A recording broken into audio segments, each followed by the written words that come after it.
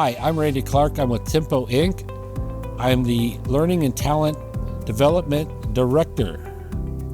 And today we're going to talk about the QuFresh QF100X fresh air machine, how to set it up and the airflow in it, what it looks like, and how it operates.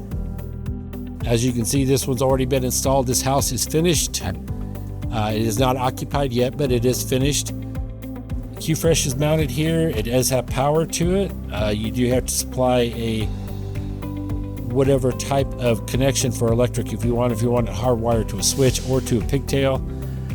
This one has a pigtail on it. It's already installed. It's actually already running, and that is how quiet this QuFresh is.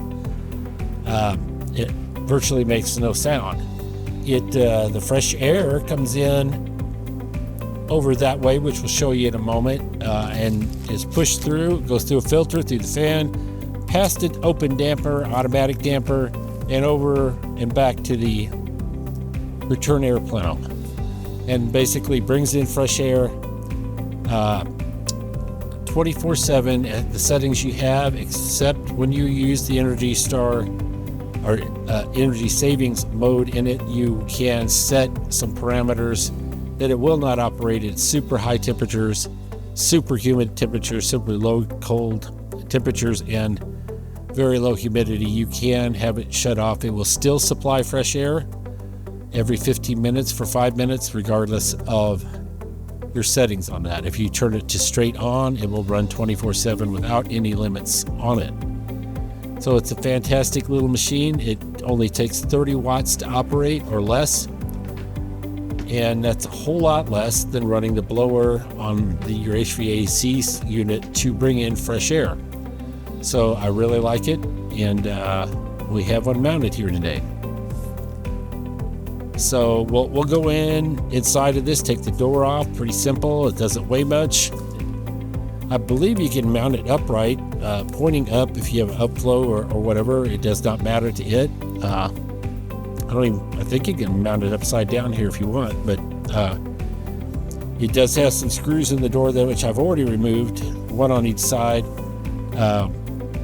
Simple buckles to unbuckle it, and then there's a fan in there and the controls. So stay tuned and we'll take a look at the controls and get it set up to go. Hi, we're back here looking at this QuFresh QUS100X fresh air machine, and just some features I was going to show you about it. It's a nice little box. It's well secured, and it is actually, so you know, again, it is operating. This is all the noise it makes. So it's got nice little buckles on both sides. After you take these screws out, they're already removed, obviously, to make things a little simpler and quicker. It does have a door switch. It does shut off as soon as you open the door. The red light, if you can see it in there, and I don't know that you can at this moment, indicates there is power on. Anyway, this is a nice little DC blower in this, and it is connected. This goes outside to that damper. As I said, when it shuts off, the damper shuts off. It even has as I understand it, capacitors in there to go ahead and shut the damper door should you lose power, and it shuts down.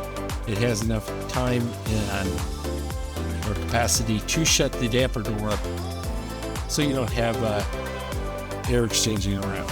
So that's a nice feature. Inside of here we have 2 switches and 4 rotary dials. Those are all for the Energy Star, or the energy required CFM and energy required CFM that you would use. So you can set it to run non-stop at 50, 80, or 100 CFM, or you can use the energy saving mode, which will extremely hot. You can pick your temperature. Extremely cold, you can pick your temperature, and either high and low humidity. The high usually with heat, of course. And obviously, when it's super cold out, you don't want to bring in a lot of fresh air because the humidity will go down even worse in the house than it does in the wintertime. So, but those are nice features. should you be in energy saving mode, it still runs for 5 minutes every 15 minutes to keep fresh air coming in. But it has a nice, and I believe it's back here, it has a nice temperature, humidity sensor. And I say that, and I don't know that for sure, but I believe that's where it's at. That we'll check the air constantly as it comes in, or check it every 15 minutes to see where you're at. So temperature and humidity wise. These are selector switches for 50 through 80, 100 CFMs.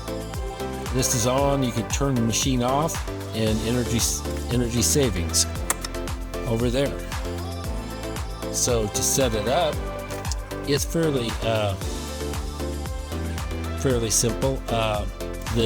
This is low temperature, what you want it to cut off at. I'm going to set it at 35 degrees, and at what humidity setting when it gets down to and I know you can't see when you get one of these, you'll be able to see that these have a pointer on them. I believe I'm going to set it at 30% humidity, and then on the high side, you don't really want it running anymore. 95 is the highest you can go. Let's just, for this one, we'll set it at 90 degrees.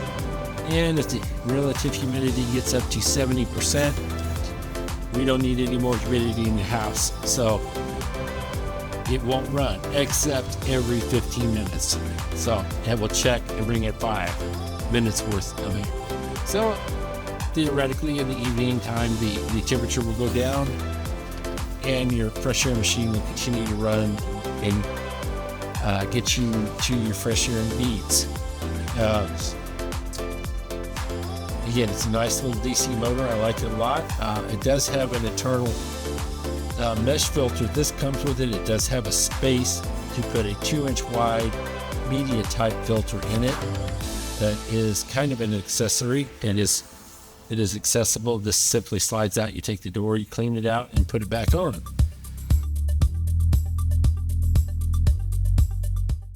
Fresh air comes and goes through, and I wish I could show you the damper, but the damper is back installed in the exit neck on this for the ductwork. So this house requires about 80 CFM, so we're going to put it on 80 and energy savings, and we're pretty much all done with that. The next thing we're going to do is prove that it does that. I did forget to mention, anytime you make any changes, which you can make anytime, this door switch, when you take it off, it still indicates it has power, but you need to wait till the blue light completely extinguishes before you make any settings change, or it won't make them. It will not stick. So the blue light needs to change to solid red or nothing before you change anything. So if you don't do that, you're going to be disappointed. Your damper timing will be off, and you'll have to wait till the next power outage for it to figure itself back out. So I'll put this back together, and we'll show you some screenshots of this. They have new directions out that are not yet in stock.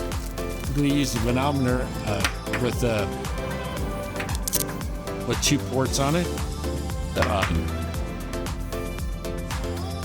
Hopefully I'll get them out. I'm going to put pitot tube 1 in the incoming. Put it in about 3 inches, which is a little interesting to do. You don't want to put it all the way in. Point it into the wind. This one I will. This is just to prove that you're getting the airflow you want. You need to make sure that the unit, while you're testing this, is off. Apologize, I unplugged myself.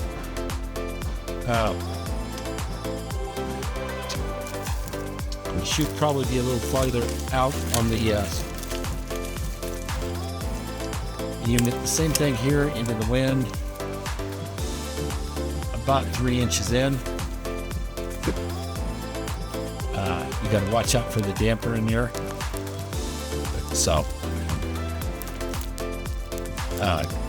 come on, get in fast and stay there. So, currently we're running 80 CFM, or we're set on 80 CFM. Our total static is 0.12. Call it might show up there in blue, I don't know. Total at the bottom. And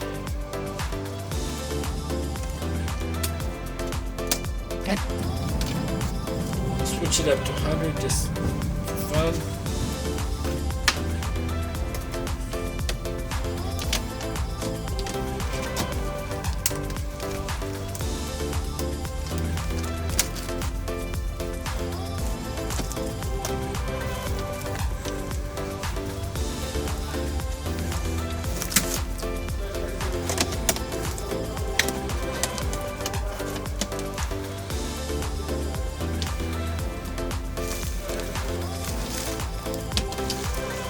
And we're really kind of at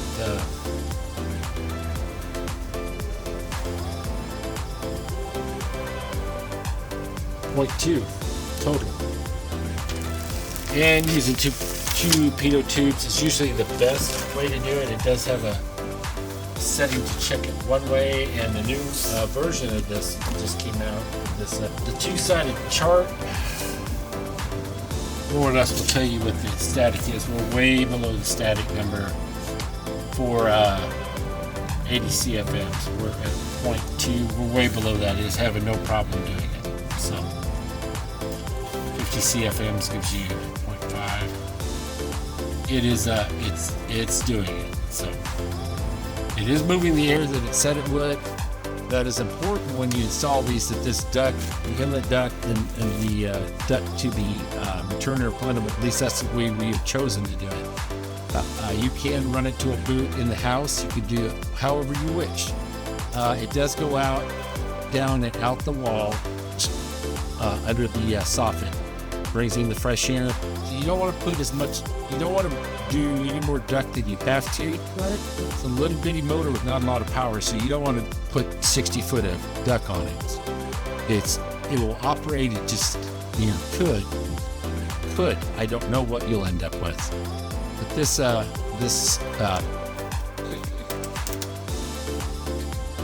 this machine simply does what it says it will. I did pull out this rubber plug on the side. It comes with the unit. This one I did drill here. It would be better downstream, both of them downstream a little bit. With hard pipe on it, that is up to you how you want to install this. You do need the ductwork coming in and out straight, at least 18 inches, I believe they say, or 20 inches. The longer and straighter you can make it, the better off you are.